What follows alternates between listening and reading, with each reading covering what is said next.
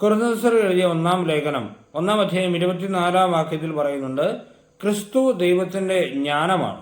ജ്ഞാനത്തിന്റെ പുസ്തകം 1-ാം അധ്യായം 4-ാം വാക്യം ഇങ്ങനെയാണ്: ജ്ഞാനം കപട ഹൃദയത്തിൽ പ്രവേശിക്കുകയില്ല, പാപത്തിന് അടിമയായ ശരീരത്തിൽ വസിക്കുകയില്ല.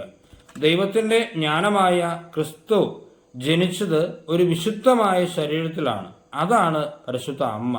അങ്ങനെയാണ് പരിശുദ്ധ അമ്മ അമലോത്ഭവയായി സൃഷ്ടിക്കപ്പെട്ടത്. അമലോത്ഭവം എന്നതിൻ്റെ അർത്ഥം ഇങ്ങനെയാണ്: ക്രിസ്തുവിൻ്റെ പീഡാനുഭവത്തിൻ്റെ യോഗ്യതകൾ മുൻകൂട്ടി സ്വീകരിച്ചതുകൊണ്ട് പരിശുദ്ധ അമ്മ ദൈവത്തിൻ്റെ അത്ഭുതകരമായ പ്രവൃത്തി മൂലം അമലോത്ഭവയായി സൃഷ്ടിക്കപ്പെട്ടു.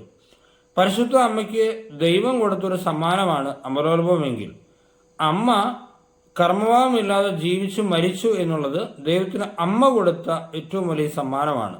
അതാണ് നമുക്ക് മുമ്പിലുള്ള ഒരു സന്ദേശം. ഈ ജീവിതത്തിൽ നമുക്കും പാപമില്ലാതെ, പാപത്തിൽ നിന്ന് പരമാവധി അകന്നു നിന്ന് ജീവിക്കാൻ ശ്രമിക്കാം. പരിശുദ്ധ അമ്മയുടെ പ്രത്യക്ഷീകരണങ്ങളിലൊക്കെ താൻ അമലോത്ഭവയാണെന്ന് അമ്മ എപ്പോഴും ഉദ്ഘോഷിച്ചിട്ടുണ്ട്. 1854 പരിശുദ്ധ പിതാവ് അമലോത്ഭവം ഒരു വിശ്വാസ സത്യമായി പ്രഖ്യാപിച്ചു. 1958 പരിശുദ്ധ അമ്മ ലൂർദിൽ പ്രത്യക്ഷപ്പെട്ടപ്പോൾ താൻ അമലോത്ഭവയാണെന്ന് പറഞ്ഞു. പരിശുദ്ധ അമ്മ വീരന ഗില്ലിക്ക് പ്രത്യക്ഷപ്പെട്ടപ്പോൾ കൃപയുടെ മണിക്കൂറിനെ പറ്റി വെളിപ്പെടുത്തി. അതായത് ഡിസംബർ 8-ാം തീയതി ഉച്ചയ്ക്ക് 12 മുതൽ 1 മണി വരെയുള്ള സമയത്ത് സ്വർഗം നമുക്ക് വേണ്ടി ഒരുക്കുന്ന കൃപയുടെ മണിക്കൂർ, ആ മണിക്കൂർ ആചരിക്കേണ്ട വിധം അമ്മ പറഞ്ഞു. 3 തവണ കൈ വിരിച്ചു പിടിച്ചോ മുട്ടുകുത്തിയോ 51-ാം സങ്കീർത്തനം ചെല്ലണം. അതിനുശേഷം ഈ 1 മണിക്കൂർ പ്രാർത്ഥനയിലായിരിക്കണം. അമ്മ വെളിപ്പെടുത്തി ഇങ്ങനെയാണ്: ആ കൃപയുടെ മണിക്കൂറിൽ ദൈവപിതാവിന് ഇഷ്ടമുള്ള ഏതൊരു കാര്യം നാം ചോദിച്ചാലും ദൈവം നമുക്ക് തരും.